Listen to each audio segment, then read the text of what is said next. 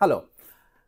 বাংলাদেশ দল এই মুহূর্তে নেপালে, এবং নেপালে যেরকম প্রতিনিয়ত পরিস্থিতির পরিবর্তন ঘটছে, বাংলাদেশ দলকে নিয়েও আসলে তাদের ফেরা নিয়েও এরকম একটা পরিবর্তিত পরিস্থিতির মধ্যে, অনিশ্চয়তার মধ্য দিয়ে যাচ্ছে।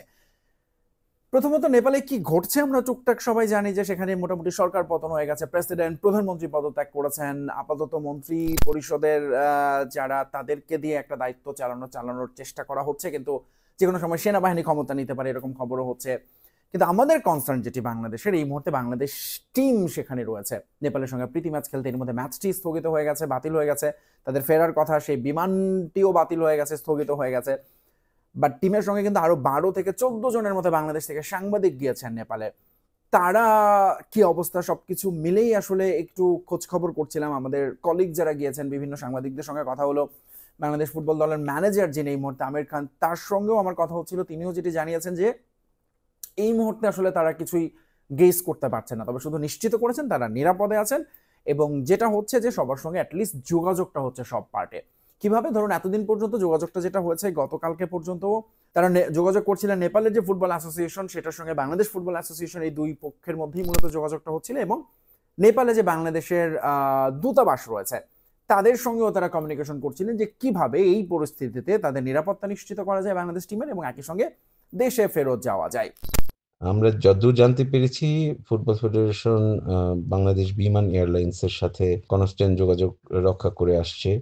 আগামীকাল সকাল ৯টার দিকে যদি পরিস্থিতি স্বাভাবিক হয় এবং ত্রিভুবন ইন্টারন্যাশনাল বিমানবন্দর যদি খুলে দেওয়া হয়, সেক্ষেত্রে বাংলাদেশ বিমানের একটি ফ্লাইটে বাংলাদেশ টিমকে ফেরত নেওয়ার একটা চেষ্টা চলছে।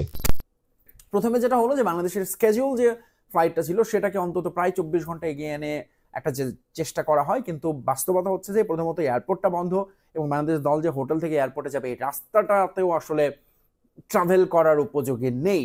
ইনফ্যাক্ট বাংলাদেশ দল যে হোটেলটায় আছে কাঠমান্ডুর কেন্দ্রে, ক্রাউন ইম্পেরিয়াল হোটেল, সেই হোটেলের পাশে একটা বড় রাস্তা, সেই রাস্তায় কিন্তু বিক্ষোভকারীরা বিক্ষোভ করছিলেন। সারাদিন ভর তারা গাড়ি ভাঙচুর করেছেন, সেখানে আগুন দিয়েছেন, এবং তার চেয়ে বড় কথা যে তার ঠিক পাশেই ওখানে একজন সাবেক এমপির বাড়ি ছিল, যেটা আসলে বাংলাদেশ ফুটবল দলের ম্যানেজার আমাকে জানালেন যে, এবং সেখানে ফলে সেইখানে একটা বড় গ্যাদারিং হয়েছে, ভাঙচুর হয়েছে, এবং স্বাভাবিকভাবে একটা আতঙ্ক ভর করেছিল বাংলাদেশ দলের ফুটবলারদের উপর। বিশেষ করে হোটেলের গেটেও পর্যন্ত আন্দোলনকারীরা গিয়েছিলেন, সেখানে ভাঙচুর করা হয়েছিল এরকম খবর আছে। তবে আমাদের সহকর্মী যিনি সাংবাদিক আছেন, আনন্দ ভাইয়ের সঙ্গে কথা হলো, তিনি যেটি বললেন যে তারা যখন ওখানে গিয়ে জানতে পারে যে এখানে বাংলাদেশ ফুটবল টিম আছে এবং নেপাল ফুটবল টিম আছে, তারা তখন সেখান থেকে চলে যায় আসলে। টিমের সবাইও অনিশ্চয়তার মধ্যে আছে।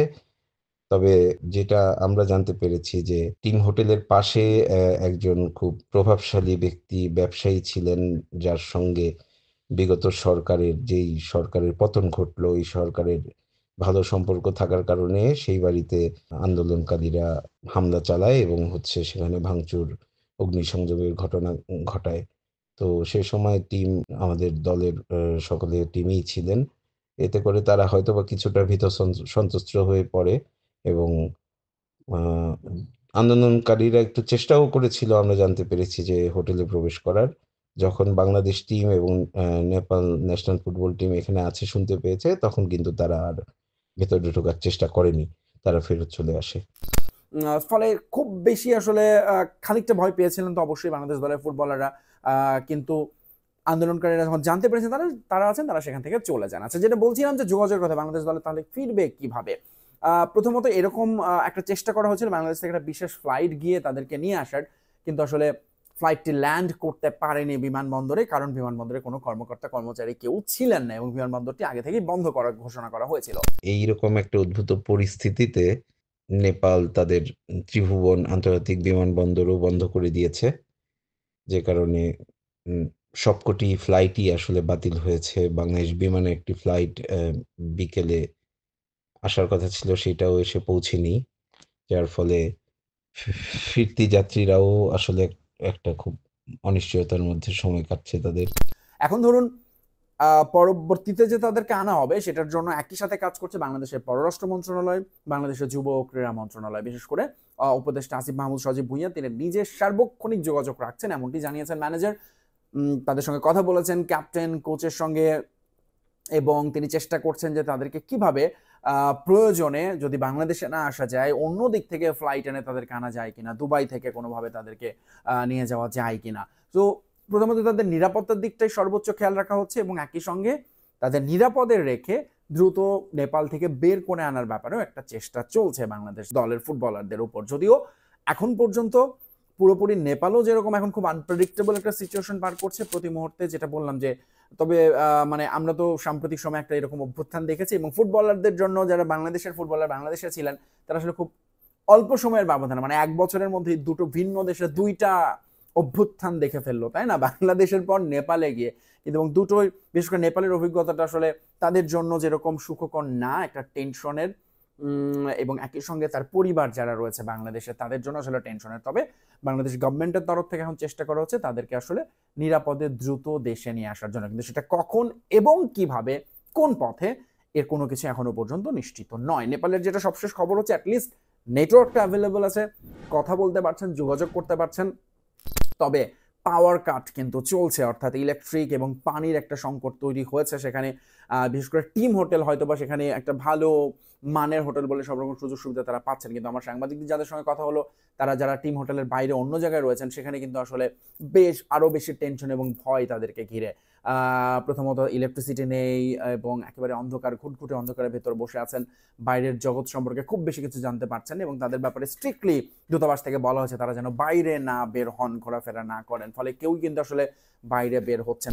কাঠমান্ডুর যে অঞ্চলটা আসলে পর্যটকদের জন্য তীর্থকেন্দ্র থামেল, মানে এইটা খুব হ্যাপেনিং একটা জায়গা। এখানে অনেক রাত পর্যন্ত অনেক মানুষের আনাগোনা থাকে। এখানে একেবারে মানে ভুতুড়ে একটা পরিবেশ তৈরি হয়েছে। এর মধ্যে জামাল ভুঁইয়া একটা ভিডিও পোস্ট করেছিলেন, পরে তিনি সেটা কিন্তু ডিলিটও করে দিয়েছেন, কারণ যে কোনো সময় মব হতে পারে এরকম একটা শঙ্কা রয়েছে সব দিকে। এই সব কিছু মিলে আসলে পরিস্থিতি যেরকম পর্যবেক্ষণ করা হচ্ছে, একই সঙ্গে নিরাপদে তাদেরকে রেখে, যদিও সেই নিরাপত্তা কে দেবে, কারণ কোনো প্রশাসন, পুলিশ, সেনাবাহিনী থেকে খুব বেশি সহযোগিতা কিন্তু বাংলাদেশ দল এই মুহূর্তে পাচ্ছে না। হোটেলের সিকিউরিটির উপরই তাদের ভরসাটা রাখতে হচ্ছে এবং একই সঙ্গে যখন বিশেষ ফ্লাইটে যদি তাদেরকে আনা হয়, সেই সঙ্গে মনে করা হচ্ছে বাংলাদেশ যে সাংবাদিকরা আছেন তাদেরকেও আসলে একসাথে করে নিয়ে আসা হবে বাংলাদেশে। তো এই হচ্ছে আসলে সেখানকার সবশেষ খবর। ফুটবলাররা নিরাপদে থাকুন নেপালে এবং অবশ্যই তারা নিরাপদে দ্রুত দেশে ফিরে আসুন, এইটুকুই চাওয়া। Bye bye, tata.